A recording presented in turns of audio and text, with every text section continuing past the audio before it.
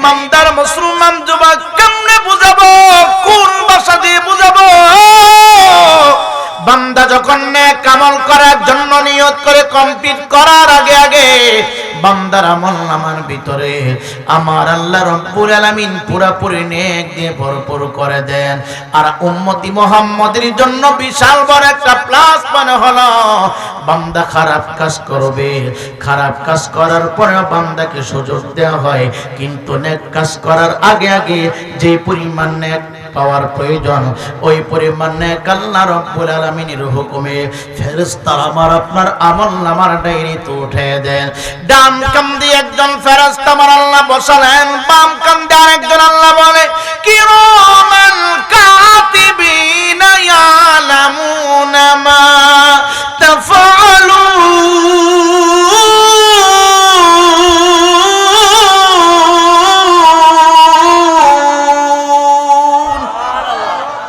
আল্লাহ রাব্বুল আলামিন দুই কাদের ভিতরে, দুই বাহুর ভিতরে আমার আল্লাহ দুইজন পাহারাদারকে দিয়ে রাখছে। একজনের সমস্ত নেক কাজগুলো ডায়েরি করতেছেন, আর একজনের সমস্ত বদ আমলগুলো ডায়েরি করতেছেন। ইমানদার মুসলমান বাবা,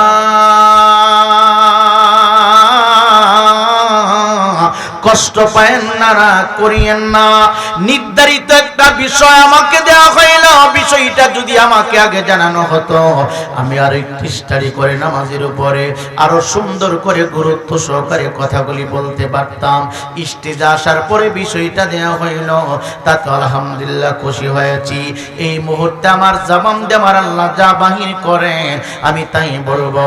আমার আল্লাহ রাব্বুল আলামিন বলে ইয়া আইয়ুহাল্লাযীনা আমানুস্তাঈনু বিস-সাবরি ওয়াস-সালাহ ইন্নাল্লাহা মা'আস-সাবিরিন। চিৎকার দিয়ে বলেন আল্লাহু আকবার। একটু আওয়াজ দিয়ে বলেন আমরা নামাজ চাই কি চাই না? এই পৃথিবীতে যত মুসলমান আছে রে যুবক, নিজেকে যদি মুসলিম দাবি করা, মুসলমান দাবি করা, নিজেকে যদি ইমানদার হিসাবে দাবি করো, কাদরিয়া বলো, চিশতিয়া বলো, নকশবন্দিয়া বলো, মুজাদ্দিদিয়া বলো, ধরার জমিনে সৃষ্টি জগতের উপরে, সৃষ্টি জগতের মধ্যে, আসমানের নিচে, জমিনের উপরে যত পীর, যত মুরিদ, যত খানকা, হুজুর গাউসে পাক মহিউদ্দিন আব্দুল কাদের জিলানী আল গিলানী থেকে শুরু করে বীরপাশার মাহফিল পর্যন্ত যত খানকা ছেড়ে বাবা, যতটা খানকায় আপনি হাত রাখবেন, কদম দিবেন, একটু আওয়াজ দিয়ে বলেন ওই খানকার ভিতরে নামাজের দরকার আছে না নাই? ইমানদার মুসলমান যুবক আজকের এই মাহফিলটা কমপ্লিট করতে যাইয়া মোটামুটি 2 থেকে 2.5 লক্ষ টাকার মতো ব্যয় হবে। জিজ্ঞাসা করে দেখেন বীরপাশা পশ্চিম পাড়ার মাহফিল কমিটিকে, যুবক ভাই আপনাদের মাহফিলটা কমপ্লিট করতে কত টাকার প্রয়োজন হবে? সর্বনিম্ন 2 লক্ষ টাকার মতো ব্যয় হবে। আমি আমার বীরপাশা, আমি আমার অত্র অঞ্চলের সমস্ত যুবক বিদ্যা বাবাদেরকে বলবো 1 মাস পর পর 5 লক্ষ টাকা ব্যয় করে সুন্নি সম্মেলন করা কিন্তু ফরজ না। 11 মাস পর পর আমাদেরকে দামাত করে ওয়াজ করাইতে হবে। এটা ওয়াজিব না, সুন্নাত না, সুন্নতে মুআক্কাদা, সুন্নতে জায়েদা, এটার কোনটার ভিতরে পড়ে না। যদি করেন সওয়াব হবে, না করতে পারলে কোনো অসুবিধা নাই। কিন্তু রে বাবা, মনে অনেক কষ্ট নিয়ে বলছি, বাংলাদেশের ভিতরে অধিকাংশ জায়গার ভিতরে রে বাবা আমরা মাহফিল শোনার জন্য চলে এসেছি। আমি সহই বলছি, আপনাদেরকে না আমাকে বলছি। গতকালকে হয়তো ফজরের নামাজ অনেকে আমরা পড়তে পারি নাই, গতকালকে হয়তো অনেকে আমরা জোহরের নামাজ পড়ি নাই, গতকালকে হয়তো আসরের নামাজ পড়ি নাই, গতকালকে হয়তো মাগরিবের নামাজ পড়ি নাই, গতকালকে হয়তো এশার সালাত আদায় করে নাই, আজকে ফজরের নামাজ পড়ি নাই, জোহরের নামাজ পড়ি নাই, আসরের নামাজ পড়ি নাই, মাগরিবের নামাজ পড়ি নাই, এশার নামাজ কাজা করে দিয়ে মাহফিল শোনার জন্য চলে এসেছি। আল্লাহর কসম করে বলি, আমি বলি না হাসর ময়দান যেদিন শুরু হয়ে যাবে, হাসর মাঠ যখন কায়েম হয়ে যাবে রে যুবক, আল্লাহ রাব্বুল আলামিন প্রত্যেকটা বান্দা বান্দির কাছ থেকে সর্বপ্রথম কি হিসাব দিবেন, কিসের জবাব নিবেন? আমি বলি না, আলেম বলে না, পীর বলে না, মুফতি বলে না, মুহাদ্দিস বলে না, একটু আওয়াজ দিয়ে বলেন আমার নবী যদি বলে এই কথা আমরা মানতে চাই কি চাই না? একটু আওয়াজ দিয়ে বলেন চাই কি চাই না?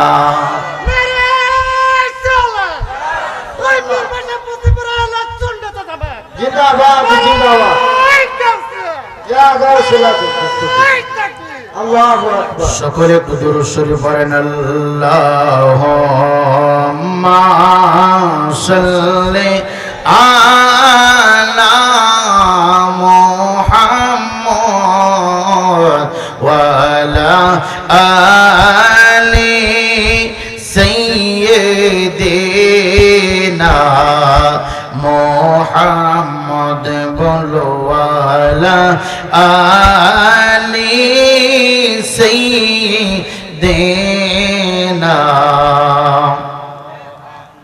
আইসয়ে কা যাইবায়ে কা কবরে হিসাবনি কা দিতে হবে হাসরে বলো আল্লাহুম্মা সাল্লি জোরে মুহাম্মদ ওয়ালা আইছে পিছাব আইছে মুহাম্মদ বলো ওয়ালা আলি সাইয়্যিদিনা।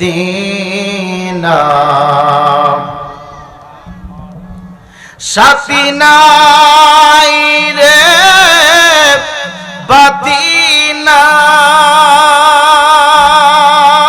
রে যে গোরে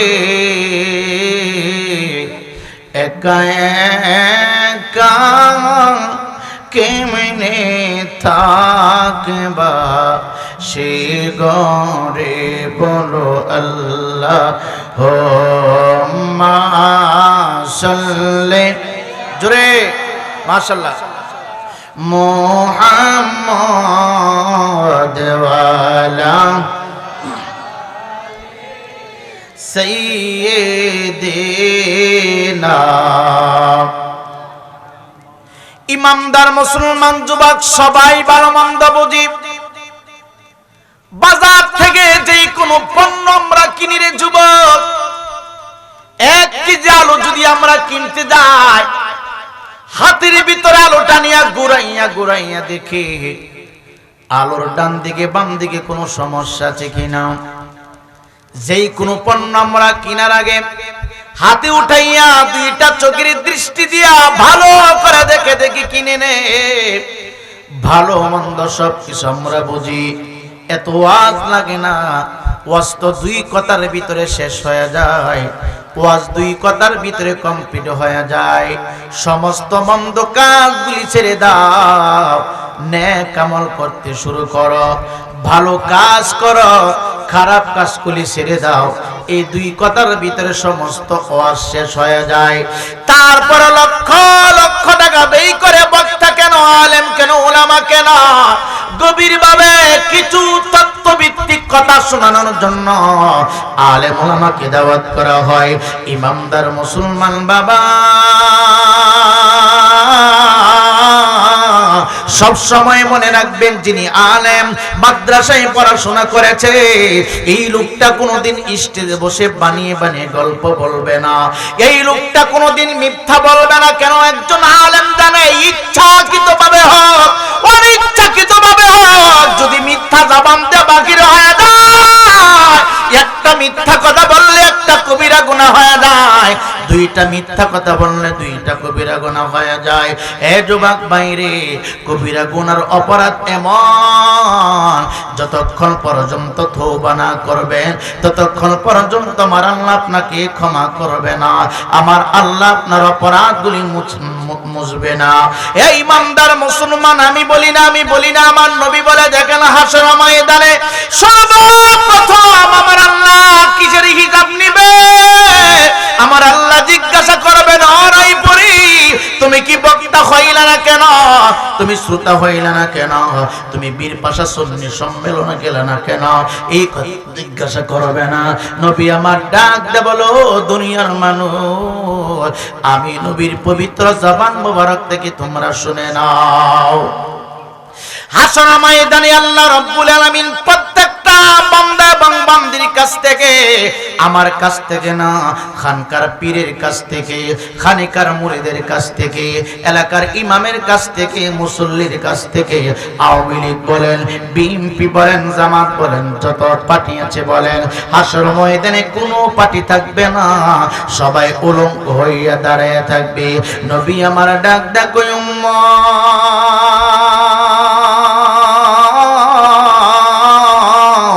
ও বীর পাশার আমার পাগলেরা শোনো, হাসর ময়দানে আল্লাহ রাব্বুল আলামিন সর্বপ্রথম প্রত্যেকটা বান্দা এবং বান্দির কাছ থেকে একটা হিসাব আগে নেবেন। নবী কি হিসাব নেবে?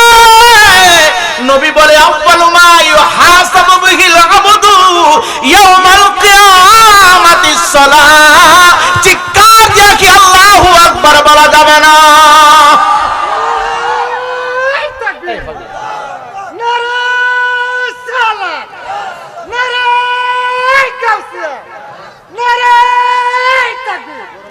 আরে গরম হইবে না, বারবার আলোচনায় ডিস্টার্ব হবে। বাজান, আপনারা কি আমার কথা শুনতেছেন? অসুবিধা হচ্ছে? কষ্ট হয়? এভাবে বারবার যদি, আপনার তো ভিতরে প্রেম আছে, কিন্তু এইভাবে যদি বারবার করেন তাহলে আলোচনার ভিতরে একটু হয়ে যায়, সমস্যা হয়। আল্লাহ আমাদের সকলকে সহি বুঝ দান করো, জোরে বলি আমিন।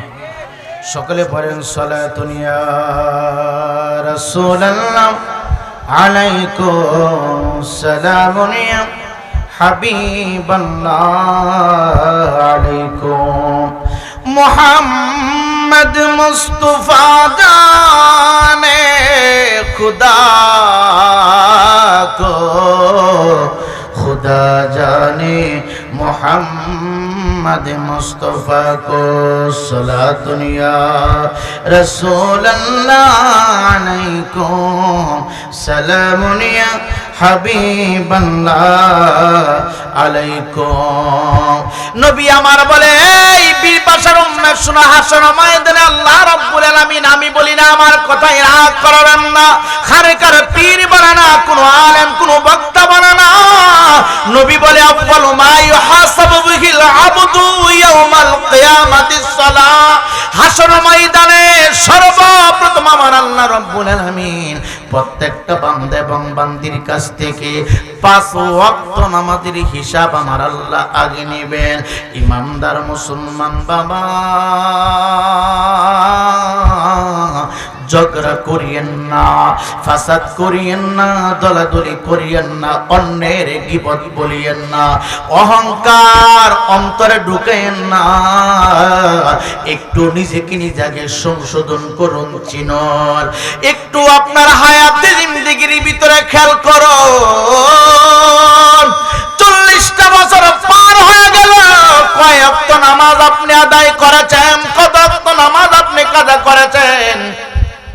নিজের আদালতে নিজে মামলাটা করেন। হাসর ময়দানে নামাজের হিসাব যখন শুরু হয়ে যাবে, নামাজের হিসাব যার মিলে যাবে, সমস্ত হিসাবগুলি তার আস্তে আস্তে করে মিলে যাবে। আল্লাহর কসম করে বলি, আমি বলি না, নবীজি বলে, রে যুবক, নামাজের হিসাবের ভিতরে যার গন্ডগোল হয়ে যাবে, সমস্ত হিসাবে তার গন্ডগোল লেগে যাবে। নামাজের হিসাবের ভিতরে যার গন্ডগোল লেগে যাবে, সমস্ত হিসাবের ভিতরে গন্ডগোল লেগে যাবে। নামাজের হিসাব যার মিলে যাবে, সমস্ত হিসাব তার মিলে যাবে। সামনের রাস্তাটা আমার আল্লাহ রাব্বুল আলামিন ওই বান্দা বান্দির জন্য আলোকিত করে দিবেন। এই জন্য অনুরোধ কইরা দুইটা পায়ে দইরা বইলা যাই, দরাদুলি বাপদান কে কোন পাটি করেন, এইগুলি দেখার কোনো এখন সময় নাই। এখন চিন্তা করেন আপনি ঘরের ভিতরে নামাজ আদায় করেন কিনা, আপনার ফ্যামিলিতে নামাজ আছে কিনা, আপনার বংশের ভিতরে নামাজ আছে কিনা, আপনার জিন্দিগির ভিতরে নামাজ আছে কিনা। যদি মনে করেন আপনার আমল নামার ভিতরে নামাজ নাই, নামাজ নাই, নামাজ নাই, যতই মুখ দিয়া দাবি করেন নবীর আশিক, নবী আমার ডাক দিয়া বলে, বেনমাজি কোনদিন আমি নবীর আশিক হতে পারে না, বেনমাজি কোনদিন আল্লাহর বান্দা হতে পারে না। এই জন্য দুইটা পায়ে দইরা বইলা যায়, সাহায্য তুমি যদি পাইতে চাও আমার কাছে একবার, দুইবার, তিনবার চাইলে আমি আমির হোসেন রায় পরিবিরক্ত হয়ে যাব। চেয়ারম্যানের কাছে তুমি যদি চাও, চেয়ারম্যান একবার দুইবার চাওয়ার কারণে বিরক্ত হয়ে যায়। গর্ভধারিণী মায়ের কাছে চাইবা, মা বিরক্ত হয়। বাবার কাছে চাইবা, বাবা বিরক্ত হয়। নেতার কাছে চাইলে নেতা বিরক্ত হয়। আর আমার আল্লাহ ডাক দেখো, ইয়া আইয়ুহাল্লাযীনা আমানুস্তাঈনু বিস-সাবরি ওয়াস-সালাহ ইন্নাল্লাহা মা'আস-সাবিরিন।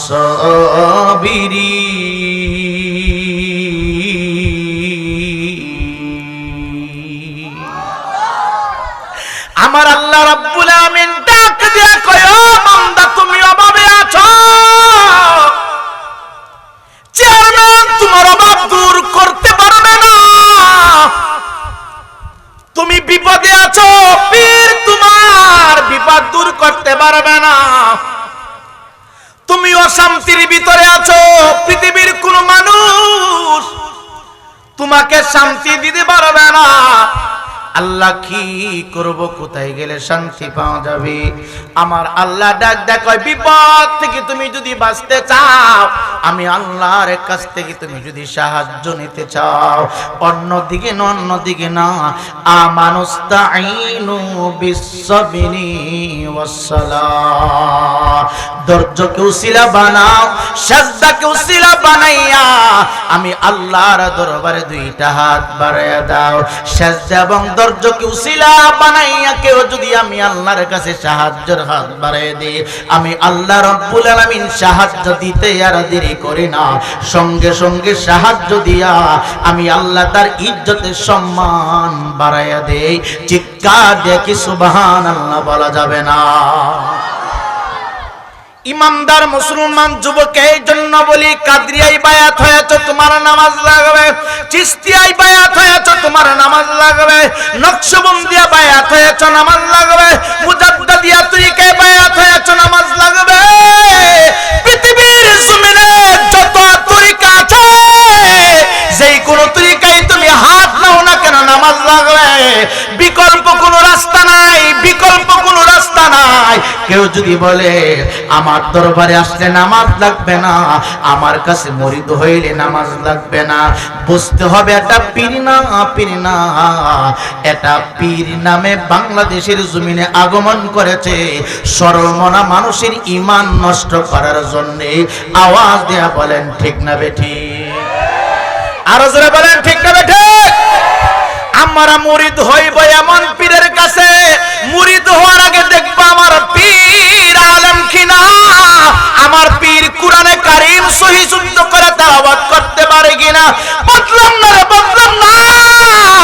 বাংলাদেশের ভিতরে এমন কিছু মানুষকে মুরিদ করে সূরাতুল ফাতিহাটা সহিহ শুদ্ধ করে তেলাওয়াত করতে পারে না, এমন আছে না?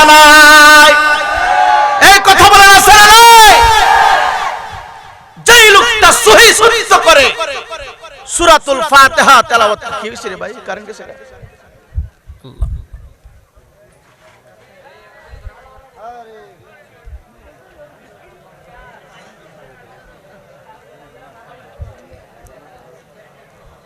কি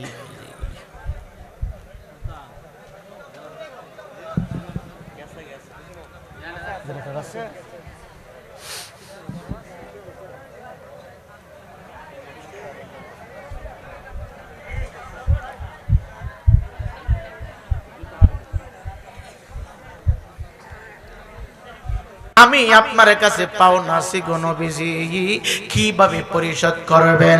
নবী আমার ডাক দিয়া কয়ে, তুমি যেইভাবে চাও আমি নবীজি ওয়াদা করলাম সেইভাবে পাওনা পরিশোধ করব। চিৎকার দিয়া বলেন আল্লাহু আকবার। পাগলাটা নবীর সামনে দাঁড়ায়া গেল, আমি নবী, আমি আপনার কাছে পাই, কিভাবে পরিশোধ করবেন? কিসের বিনিময়ে পরিশোধ করবেন?